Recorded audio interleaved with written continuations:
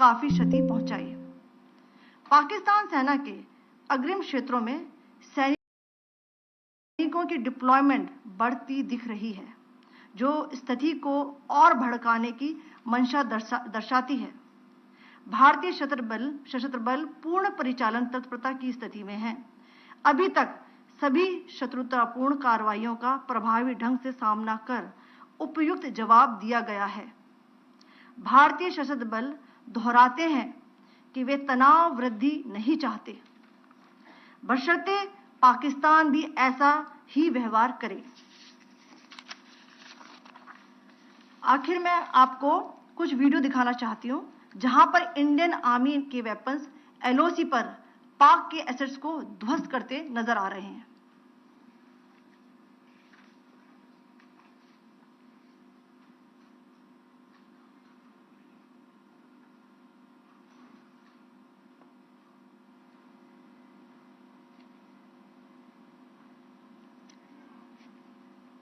Screen में आप देख सकते हैं इस वीडियो को।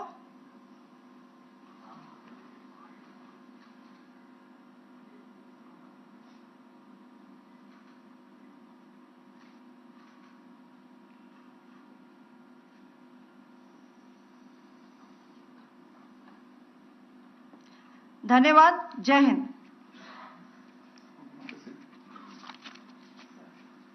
Pakistan military continued with its provocations, carrying out aggressive actions employing multiple threat vectors all along the western border.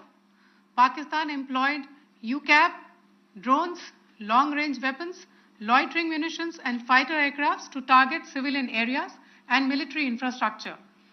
Pakistan military also resorted to air intrusions using drones and firing of heavy caliber weapons along the line of control.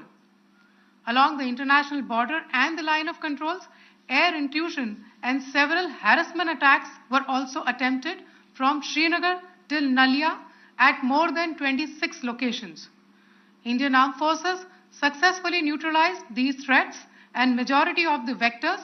However, limited damage was sustained to equipment and personnel at Indian Air Force stations at Udhampur, Pathankot, Adhampur and Bhuj.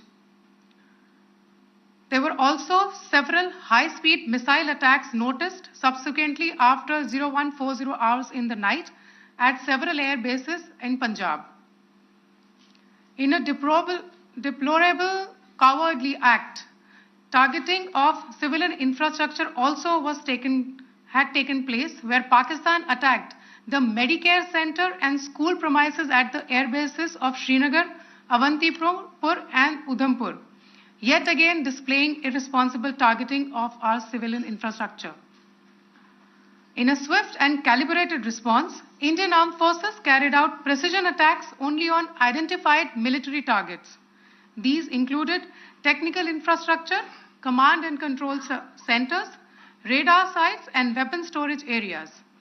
Pakistan military targets at Rafiqi, Murid, Chaklala, Rahim Yar Khan, Sukur and Chunya were engaged using air-launched precision weapons from our fighter aircraft. Radar site at Pasroor and Sialkot Aviation Base were also targeted using precision munitions. While carrying out these responses, India ensured minimum collateral damage. Pakistan has also attempted to execute a continued malicious misinformation campaign with claims of destruction of Indian S-400 system at Adhampur, destruction of airfields at Suratgarh and Sirsa, BrahMos base at Nagrota, RT gun positions at Derang Yari and Chandigarh forward ammunition depot, with heavy damages to other military stations being propagated on social media. India unequivocally rejects these false narratives being spread by Pakistan. Along the line of control also, Pakistan has attempted multiple air intrusions using drones and conducted shelling using heavy caliber RT guns, targeting civilian infrastructure and killing some civilians. Heavy exchange of artillery mortars and small arm fire in Kupwara, Baramulla, Poonch, Rajouri and Akhnur sectors continued. Indian Army has responded effectively and proportionately, causing extensive damage to Pakistan Army. Pak military has been observed to be moving their troops into forward areas, indicating offensive intent to further escalate the situation. Indian Armed Forces remain in a high state of operational readiness. All hostile actions have been effectively countered and responded appropriately. Indian Armed Forces reiterate their commitment to non-escalation, provided it is reciprocated by the Pakistan military. At the end, I would also like to show you a few images of Air Force bases in the Punjab sector and Rajasthan sector, where it is mighty clear that we are debunking the Pakistani claims of causing destruction at these air bases. You can yourself see the normalcy in these Air Force stations. This is Sirsa, Suratgarh. The runways are intact.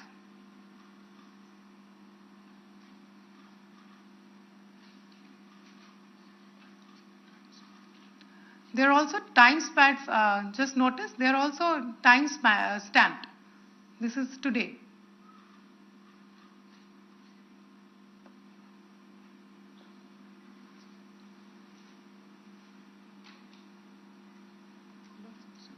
Yes.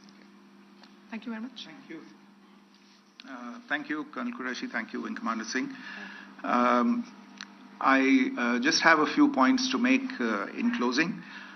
First of all, as you have seen, Pakistani claims about activities that they have undertaken continue to be heavy on lies, misinformation, and propaganda. And on top of that, this is peddled by Pakistani state agencies. The claims that they have made about attacking and destroying various places, various military installations and facilities, as has been pointed out by my colleagues here this morning, are completely false. The claim about the Air Force station in Sirsa being destroyed, completely false, as you've seen. The claim about the Air Force station in Suratgarh being destroyed, completely false again, as you have seen. There's a claim that has been made that the S-400 base at Adampur was destroyed, completely false once again. Claims have been made about large sections of Indian critical infrastructure, power systems, cyber systems, etc., being attacked and destroyed, completely false. I would urge all of you and all those who watch this not to be misled by this tissue of lies that is being peddled by the Pakistani state for obvious purposes. The second point that I wanted to emphasize is that Pakistan continues with its execrable and wanton campaign of targeting civilians and civilian infrastructure, especially in the states of Jammu and Kashmir and Punjab. There is also on its part a consistent attempt to sow discord between communities in India. As I said, there has been a particular focus in its targeting of civilian infrastructure and the population in Jammu and Kashmir and Punjab. Earlier this morning, Pakistan shelled the town of Rajouri, killing the additional District Development Commissioner, Shri Rajkumar Thappa, adding to the civilian casualties and the damage in that state. We have also observed overnight damage to property and injuries to civilians in Firozpur and Jalandhar, among other places. Finally, as I said, Pakistani officials also continue to make ludicrous claims about India firing missiles towards Sri Amritsar Sahib. As I said, these lame attempts to divide India are doomed to failure. We have also seen in some of the remarks that have been shown on television that the Pakistani army spokesman seems to take great joy at the fact that the Indian public should criticize the government of India with regard to various issues. It may be a surprise to Pakistan to see citizens criticizing their own government. That is the hallmark of an open and functioning democracy.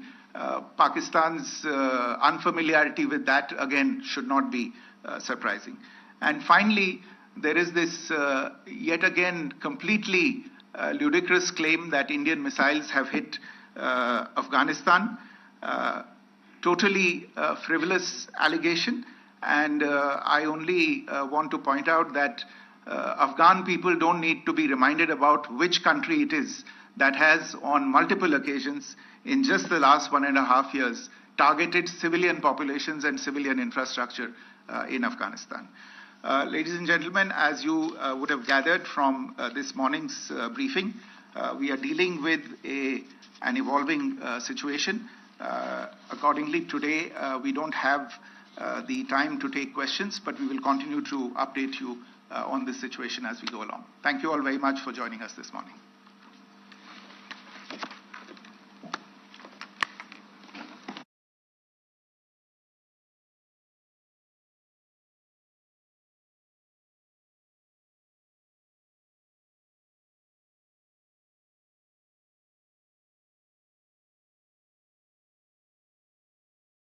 Astronauts and friends from across the globe.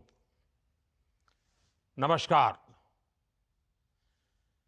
It is a great pleasure to connect with all of you at the Global Space Exploration Conference 2025.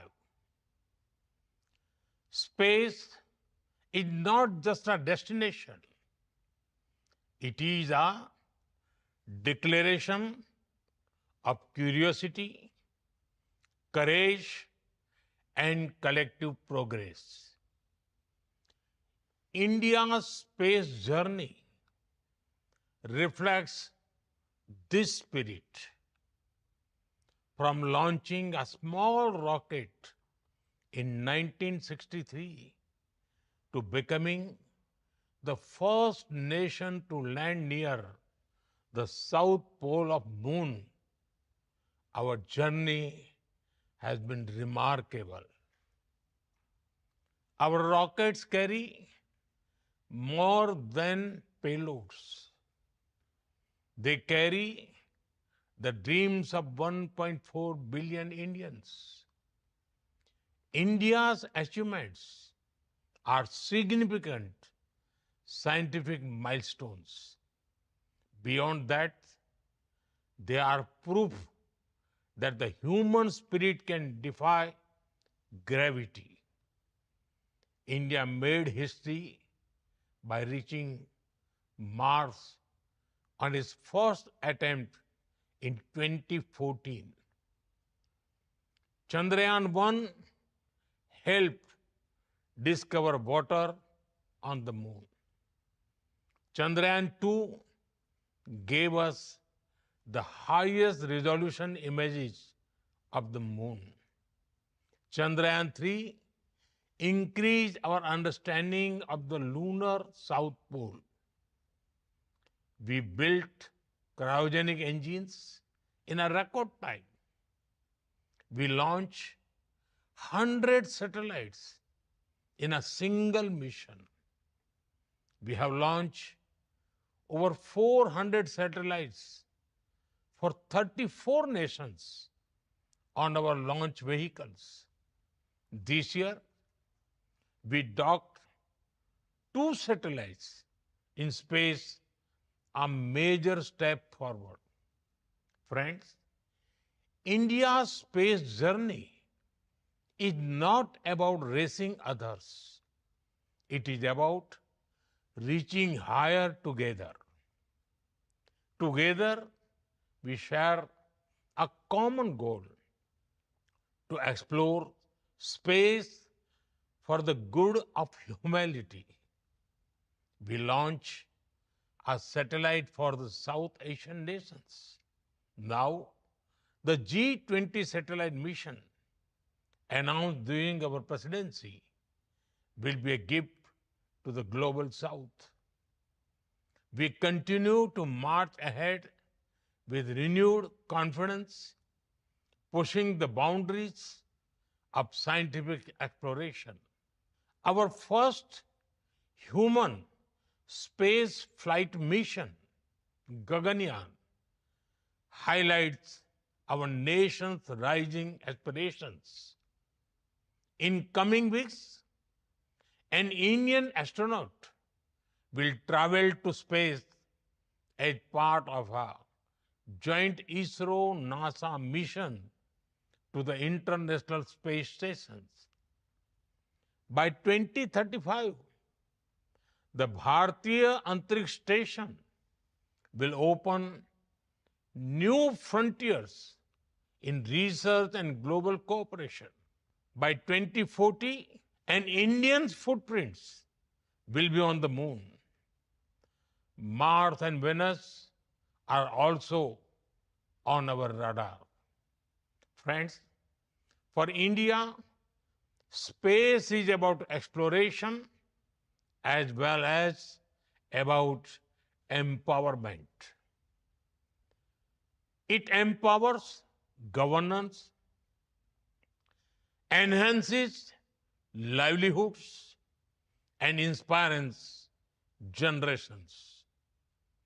From fishermen alerts to Gati Shakti platform, from railway safety to weather forecasting, our satellites look out for the welfare of every Indian. We have opened our space sector to startups, entrepreneurs, and young minds. Today, India has over 250 space startups. They are contributing to cutting-edge advancements in satellite technology, propulsion systems, imaging, and much more. And you know, it is even more inspiring that many of our missions are being led by women scientists. Friends, India's space vision is grounded in the ancient wisdom of Vasudhaiv Kutumbakam. That is, the world is one family. We strive not just for our own growth, but to enrich global knowledge, address common challenges, and inspire future generations. India stands for dreaming together, building together, and reaching for the stars together. Let us together write a new chapter in space exploration, guided by science and shared dreams for a better tomorrow. I wish you all a very pleasant and productive stay in India. Thank you.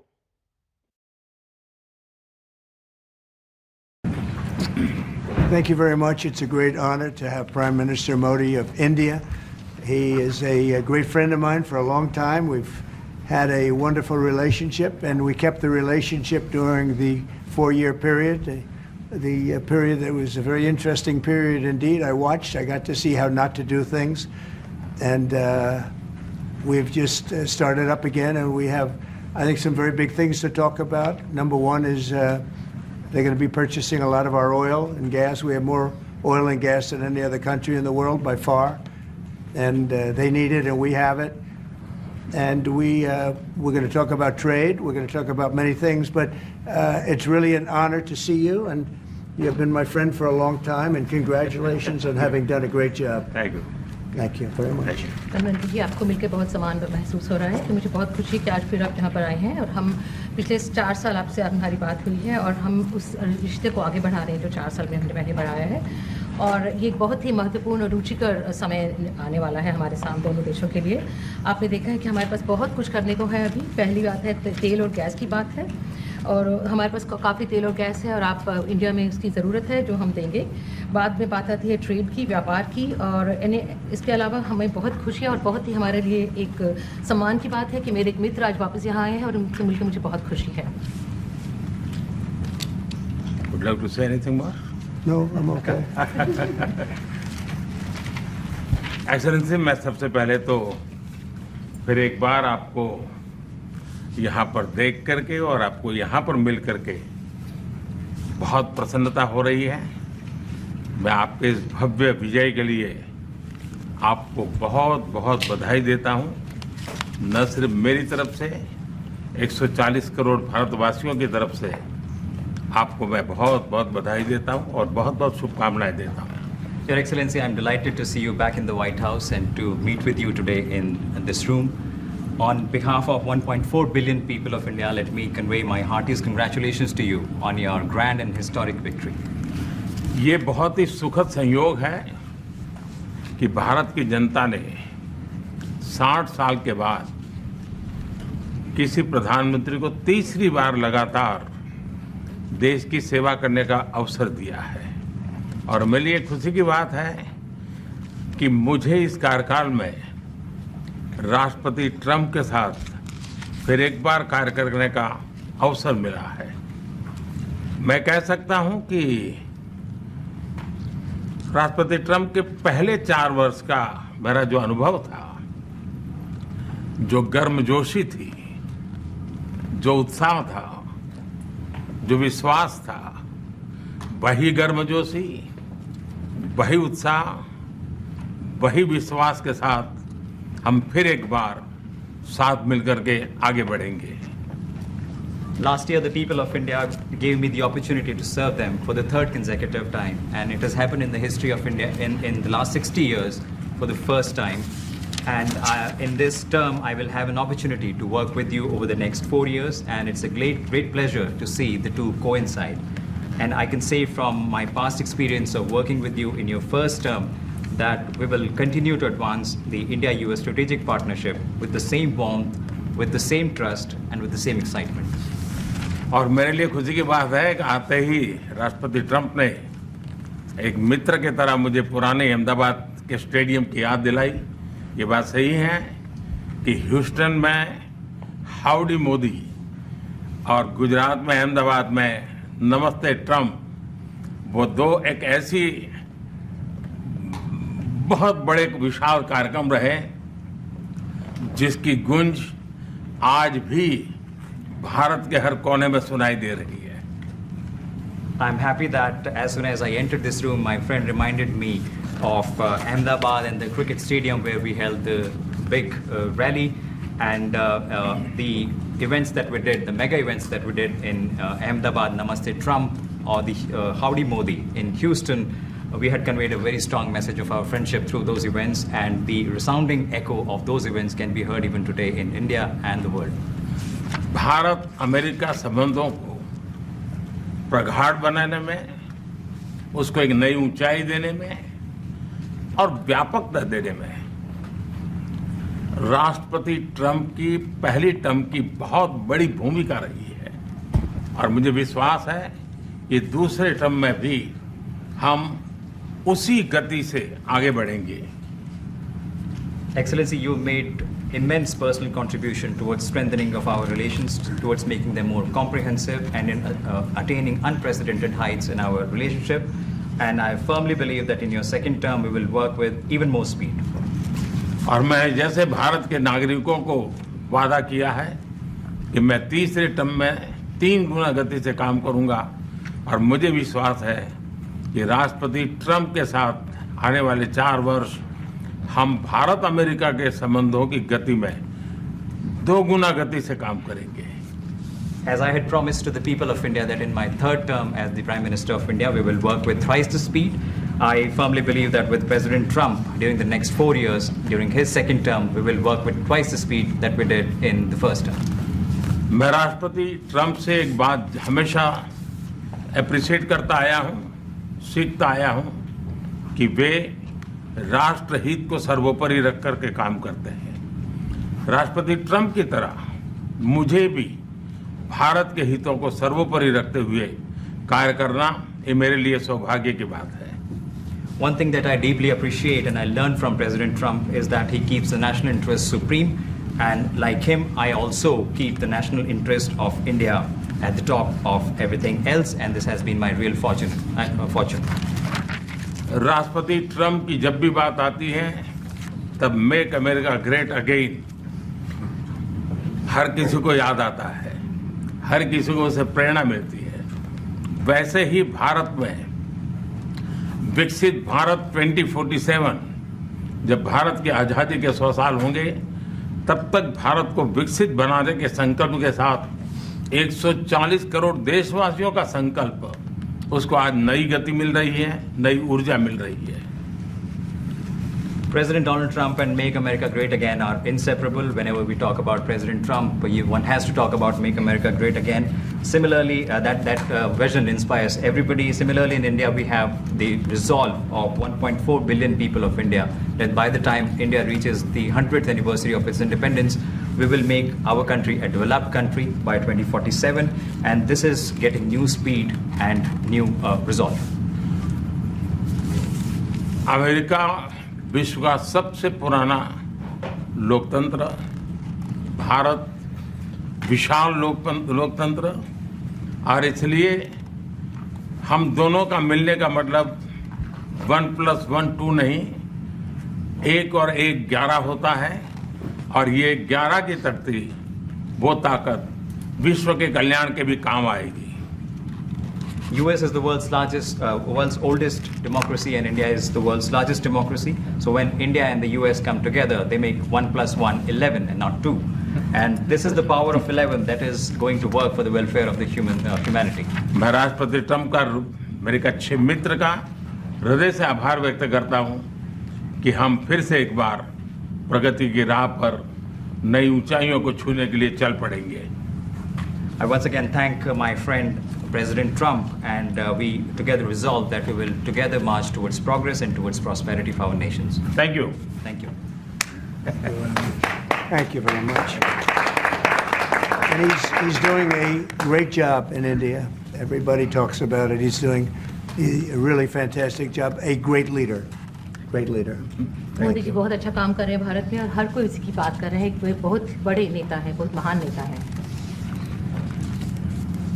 मैं आपका बहुत आभारी हूं आपके इन शब्दों के लिए, और मुझे विश्वास है कि भारत का हर नागरिक आपकी इस भावना का आदर करता है। I thank you for your warm words, Mr. President, and I firmly believe that every person in India respects your sentiments. Thank you. Thank you very Thank much. you. Thanks a lot. Any questions, please?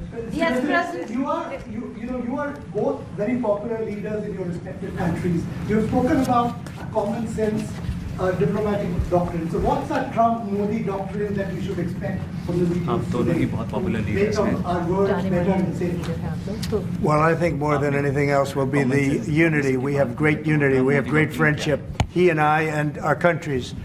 And I think it's only going to get closer. But it's very important that we remain united as countries. We're friends, and we're going to stay that way. President, how are you going to fight China if you're going to be tough with India on trade? How are you going to beat China then? We're in very good shape to beat anybody we want, but we're not looking to beat anybody. We're looking to do a really good job.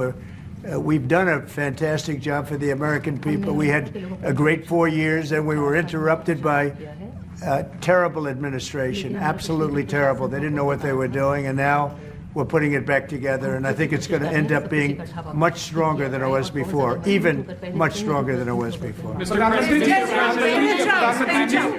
प्रधानमंत्री जी आप हमेशा से रूस